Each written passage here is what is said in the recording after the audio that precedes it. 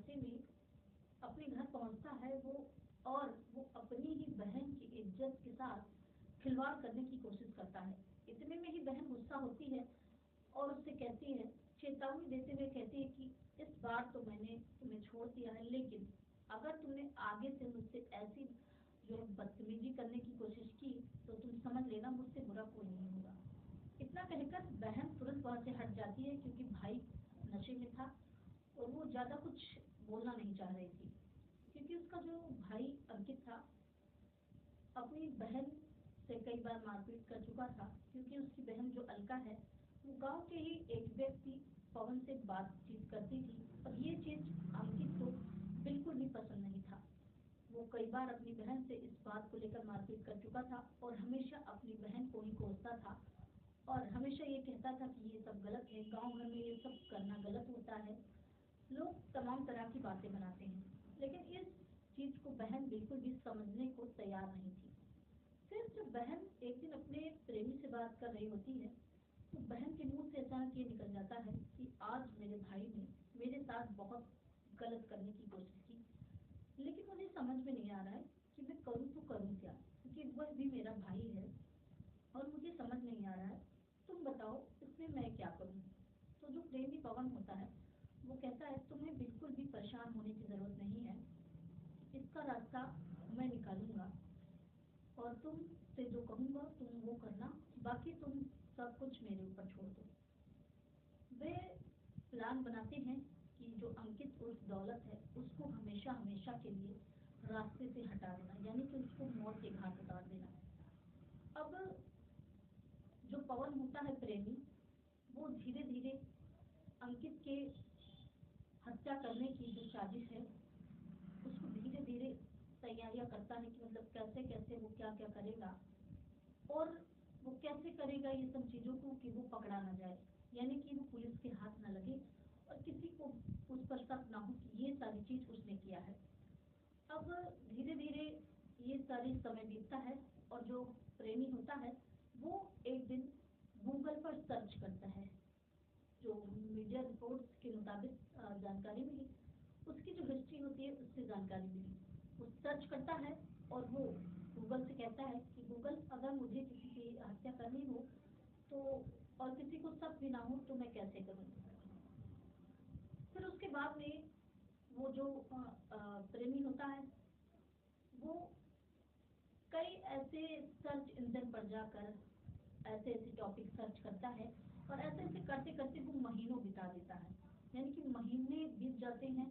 वो सिर्फ ये प्लानिंग कर रहा था कि कैसे मैं उसकी हत्या करूं, उसके शव को कैसे मैं ठिकाने लगाऊं ताकि किसी को मुझ पर शक ना हो और पुलिस भी जो है कोई सुराग न लगे पुलिस के हाथ, पुलिस भी ढूंढ के परेशान हो जाए और पुलिस ये कह दे कि हाँ उसने हत्या ही कर ली है। अब वो प्लानिंग धीरे धीरे बना रहा था कि अचानक जब वो सर्च करता है एक दिन सर्च इंजन पे तो वो उसको एक जानकारी हाथ लगती है जो होता है पोटेशियम साइनाइड। पोटेशियम साइनाइड के बारे में उसको जानकारी मिलती है। उसके बाद वो गूगल से पूछता है कि हेलो गूगल, क्या ये पोटेशियम साइनाइड मुझे कहाँ मिलेगा। तो उधर से तुरंत रिप्लाई आता है कि पोटेशियम साइनाइड जो होता है वो एक जहरीला पदार्थ होता है और वो खासकर ज्वेलर्स यानी कि जो सोनार होते हैं उनकी दुकान पर आसानी से मिल जाएगा, क्योंकि उसका काम होता है जो सोने के आभूषण है उसको साफ करने का। फिर वह तुरंत सोचता है कि अब तो मेरा काम हो गया। वह तुरंत इस चीज को लेकर मन ही मन में खुश होता है कि उसका एक दोस्त है और उसको तो ये मिल ही जाएगा, लेकिन उसको ये चीज नहीं पता था कि वो एक व्यक्ति की हत्या करने के बारे में सोच रहा था, लेकिन उस जगह पे 3-3 हत्याएं हो जाएंगी, यानी कि उस चीज को जिसको ये करना चाह रहा था उसको पीने के बाद 3 लोगों की हत्याएं हो जाएंगी, वो भी एक साथ। जी हाँ, नमस्कार, मैं खुशबू कनौजिया, आप देख रहे हैं Indian crime diary. Uttar Pradesh के दौरौला थाना क्षेत्र के मोहनपुर पट्टी गांव के रहने वाले अंकित उर्फ दौलत, जो कि सरसों की पिलाई करवाते थे और सरसों की पिलाई करवाने के बाद जो तेल निकलता था उसको वो बेचकर अपनी रोजी रोटी कमाते थे, यानी कि घर परिवार परिवार चलाते थे, अपना जीवन यापन करते थे। एक रोज अंकित सरसों की पिलाई के लिए घर से निकला और वह सीधे चक्की पर गया और उसने चक्की पे जो काम कर रहा था युवक बाबूराम यादव, उसने उससे कहा कि भैया आज मेरा नंबर थोड़ा जल्दी लगा देना, मुझे आज कई काम हैं। वैसे बाबूराम कहता है कि अभी समय लगेगा, तब तक तुम जाके उधर बैठो, तो जैसे तुम्हारा नंबर आता है मैं तुरंत तुम्हें बुलाता हूँ। तो अंकित कहता है ठीक है। अंकित के पास एक दारू होती है, यानी कि शराब, जो पाउच में आता है।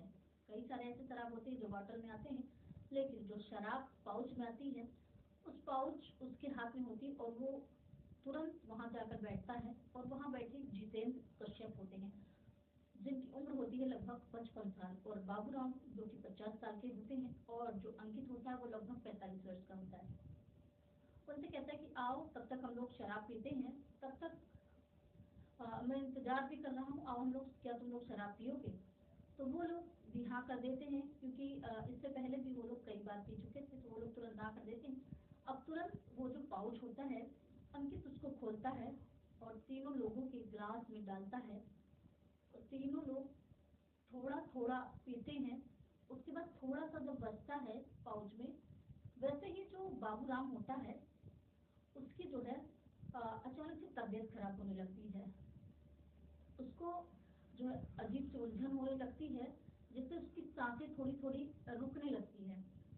वो तुरंत अपने बेटे को किसी तरह आवाज लगाता है और चिल्लाता है और कहता है कि देखो अचानक से मुझे क्या हो गया।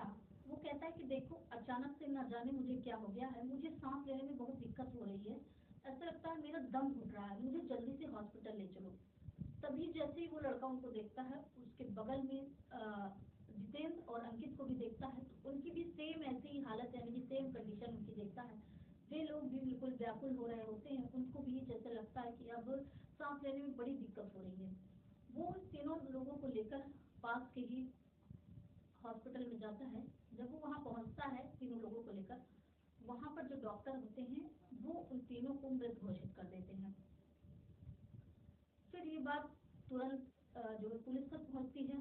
पुलिस तुरंत आती है, पुलिस पूरी तरह से अलर्ट हो जाती है और पुलिस इस खोजबीन में लग जाती है कि आखिरकार इन तीनों की मौत कैसे हुई।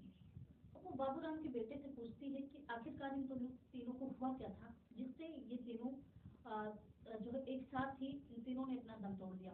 तो जो बाबूराम का लड़का होता है वो बताता है कि दरअसल अंकित जो है वो एक शराब लाया था पाउच में और वो पीने के लिए कह रहा था, और तीनों लोगों ने पिया। जैसे ही उन लोगों की जो है तबीयत अचानक बिगड़ने लगी और मेरे यहाँ लाने के बाद ही उनकी मृत्यु हो गई। अब पुलिस सोचने लगती है कि एक पाउच पीने से 3 लोगों की मौत हो गई।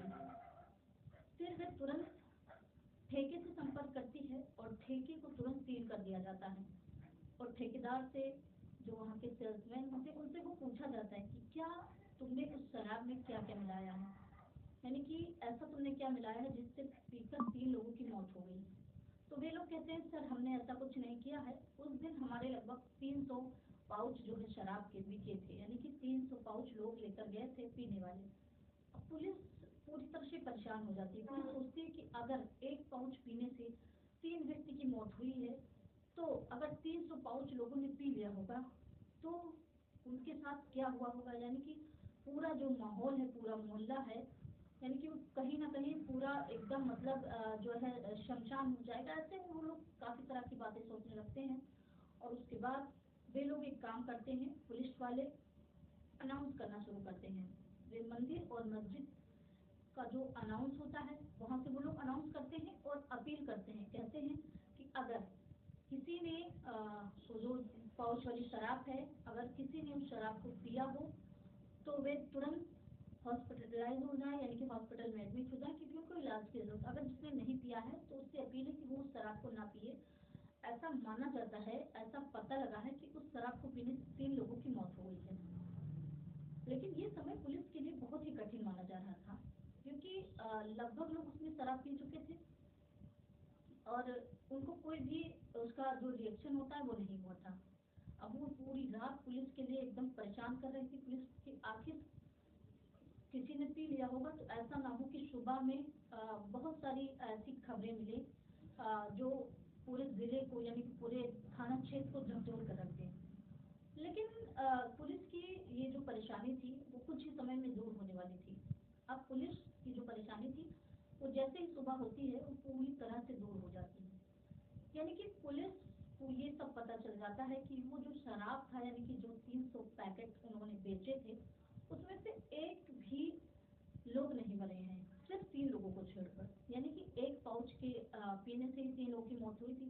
बाकी सारे लोग सकुशल ठीक हैं और जिंदा हैं और ठीक हैं और अपनी कार काम धाम अपना कर रहे हैं, यानी कि अपने कार में व्यस्त हैं। तो उसके बाद पुलिस भी अब जांच में जुट जाती है। फिर पुलिस तुरंत जो ठेकेदार होते हैं, सेल्समैन होते हैं, उन पे कड़ी निगरानी रखती है और उनसे पूछताछ करती है कि सच सच बताना तुमने उसी के पाउच में ऐसा क्या मिलाया था जो उसको पीने के बाद तीनों की मौत हो गई। तो ठेकेदार कहता है साहब मैं इस चीज को बता नहीं पाऊंगा क्योंकि ये सब जो सेल्समैन रहता है, सेल्समैन से जब जानकारी ली जाती है तो वो कहता है सर जैसा ही पाउच मुझे पीछे से मिलता है मैं आगे उसको तुरंत ऐसे दे देता हूँ, सर मुझे क्या जरूरत है किसी के साथ वो करने की, मेरी किसी से दुश्मनी थोड़ी है। अब पुलिस का भी माथा ठनक जाता है। पुलिस इस चीज को सोचने पे मजबूर हो जाती कि आखिर ये तीनों हत्याएं हुई कैसे हैं और इसमें जरूर न जरूर इस शराब में, इस पाउच में कुछ न कुछ केमिकल था जिससे इन लोगों की मौत हुई है। अब पुलिस जो है उस ठेके का सीसीटीवी खंगालना शुरू करती है। सीसीटीवी खंगालने के बाद जो 300 लोग थे, 300 लोग में से एक भी सीसीटीवी फुटेज में अंकित जो कि दौलत था जिसकी मृत्यु हुई थी, वह शराब लेने नहीं गया था। अब ये चीज पुलिस को साफ हो गया था कि अंकित को किसी के द्वारा शराब दिया गया है, यानी कि वो जब ठेके पे नहीं गया था तो किसके द्वारा शराब दिया गया है। अब वो तुरंत जो अंकित और दौलत होता है उसके गांव पहुंचती है, उसके घर पहुंचती है और पूछताछ करने लगती है। गांव के लोग बताते हैं कि कुछ दिन पहले ही, करीब 1 आध महीने पहले जो है अंकित शराब के नशे में आया था। उसने अपनी बहन अलका के साथ छेड़खानी करने की कोशिश की थी, यानी कि उससे खेलने की कोशिश की थी। लेकिन जो है अलका को ये चीज बुरा लगा था और उसने चेतावनी देते हुए कहा था कि अगर तुमने दोबारा ऐसा किया तो फिर अंजाम इसका बुरा होगा। फिर उसके बाद पुलिस के हाथ एक और सटीक जानकारी लगती है। वही लोग बताते हैं कि जो अलका है उसका एक प्रेमी है, गांव का ही एक व्यक्ति पवन है जिसका वो उसका प्रेमी है लगभग 25 सालों से। ये दोनों आपस में बात करते हैं, प्रेम करते हैं, जबकि पवन जो है वो शादीशुदा है। अब पुलिस तुरंत इस चीज में जान जाती है कि ये सारी जो करामात है वो कहीं ना कहीं पवन और अलका की देन है। अब पुलिस तुरंत जो उसका प्रेमी होता है उसको तुरंत हिरासत में लेती है और पूछताछ करना शुरू कर देती है। उसके बाद से ये जो पवन था उसने जो सच बताया था उसको सुनकर आपके भी रोंगटे खड़े हो जाएंगे। आप भी सोचेंगे कि क्या कोई बहन ऐसा कर सकती अपने भाई के साथ, जिसने अपने भाई के हाथों में राखी बांधी हो, कलाई में राखी बांधी हो, उसकी लंबी आयु के लिए भगवान से प्रार्थना किया हो, व्रत रखा हो। क्या एक बहन ऐसे डायन की तरह कोई काम कर सकती है? फिर वो जो पवन होता है जब पुलिस सख्ती से पूछताछ करती है तो वो कहता है कि सर एक दिन ऐसा ऐसा कार्य उसने किया था। उसके बाद से ही अलका ने मुझसे कहा था कि मैं बहुत परेशान हूँ और मैंने उसे ये चीज बताया था कि तुम परेशान ना हो, मैं कोई ना कोई आइडिया निकालता हूँ। फिर मुझे जो है नेट के माध्यम से यानी कि सर्च इंजन के माध्यम से पता चला था कि पोटेशियम साइनाइड जो कि एक जहरीला पदार्थ होता है, उसको मैंने अपने एक दोस्त से कहा था कि वो मुझे चाहिए। उसके बाद मैंने जो कल्लू था उसको 100 रुपए दे के मैंने शराब मंगाई थी और उसी शराब के पाउच में मैंने अपने दोस्त जो सोनार था उससे, अशोक से, मैंने उससे कहा था कि मुझे जो है पोटेशियम साइनाइड चाहिए, लेकिन उसने कहा था कि इसके बदले में तुम्हें 500 रुपए देने होंगे। लेकिन मैंने उसको 500 रुपए दिए थे और मैंने उससे पोटेशियम साइनाइड ले लिया था और उसको मैंने अलका को दिया था। अलका को जब उसने दिया था तो उसने अलका से कहा था कि जब भी अंकित उर्फ दौलत खाना खाएगा तो तुम उसमें मिला के उसको दे देना, जिससे वो खाने के बाद ही मर जाएगा और हमारा रास्ता हमेशा के लिए साफ हो जाएगा। लेकिन जो अलका थी वो भी एक बहन थी। वो जब ऐसा करना चाहिए तो उसके हाथ पूरी तरह से कांपने लगे और उसने जो पोटेशियम साइनाइड उसने जो पवन ने दिया था, उसने पोटेशियम साइनाइड को पवन को वापस कर दिया। उसने कहा कि मैं ये सब नहीं कर पाऊंगी, तुम्हें जो करना है वो करो। उसके बाद भी पवन ने एक प्लान बनाया था। उसने अपने दोस्त कल्लू से 100 रुपए की शराब मंगाई थी। उसके बाद उसने जो वो गोली थी उसको उसने पीस कर और उसी पाउच वाले शराब में एक होल करके उसमें डाल दिया था और अपने एक दोस्त की दुकान पे गया था। उसने कहा था कि यार मुझे फेविक्विक चाहिए, और उसने दे दिया था और उससे चिपका के, और जब वो सरसों की पिलाई करवाने के लिए जा रहा था तब वह मुझे पुलिया पे मिला था, क्योंकि उस दौरान मेरी अलका से लगातार फोन पर बातचीत चल रही थी। और जैसे ही वो घर से निकला था, अलका ने मुझसे कहा था कि जो है अंकित निकल चुका है, तुम कहीं गांव के आसपास ही रहना और उससे बीच में ही मिल लेना, और जो है तुम्हें जो करना होगा उसके साथ कर लेना। अब जैसे ही वो घर से निकला था तो थोड़ी दूर पे एक पुलिया पड़ती है, वहां पर पवन पहले से खड़ा था और पवन ने तुरंत अंकित को रोका और कहा, और अंकित भाई क्या हाल है। अंकित ने उससे बात नहीं करना पसंद किया, लेकिन पवन ने उससे कहा कि मेरे पास शराब है, क्या तुम पियोगे। तो जैसे ही शराब की बात आती है तो अंकित तुरंत खुश हो जाता है और कहता है कि हाँ बिल्कुल पीऊंगा। फिर पवन उसको वो शराब दे देता है और वो लेकर सीधा टचक्की पे पहुंच जाता है, जहाँ वो सरसों की पिलाई के लिए कार्य करवा रहा था। वहाँ पहुंचता है, उसको अपने दोस्तों को भी वो शेयर करता है शराब और पीता है। वहीं पर मौके पर उसकी मौत हो जाती है। अब आप सोचिए, एक छोटी सी गलती की वजह से परिवार बर्बाद हो गया। अब पुलिस ने अलका, उसकी जो बहन थी अंकित की, अलका, और उसका जो प्रेमी था पवन, और उस पवन का जो दोस्त था सोनार, जिसने पोटेशियम साइनाइड उसको 500 रुपए में दिया था, जिसका नाम था अशोक वर्मा, पुलिस ने इन तीनों को गिरफ्तार कर जेल भेज दिया। अब आप सोचिए कि क्या एक छोटी सी गलती की वजह से एक परिवार पूरी तरह से बिखर गया। क्या नशे की हालत में ये सब करना ठीक होता है? अगर नशे की हालत में एक भाई ने अपनी बहन से बदसलूकी की थी, तो क्या बहन को इस हद तक जाना चाहिए था जिससे न वो खुश रहेगी ना ही उसका भाई खुश रहेगा। दरअसल उसका भाई अब तो दुनिया से चला गया, लेकिन वो जो बहन है उसका प्रेमी है और उस प्रेमी का जो दोस्त है, वे तीनों अब पुलिस के कब्जे में हैं और हो सकता है उनको सजाए मौत भी हो सकती है।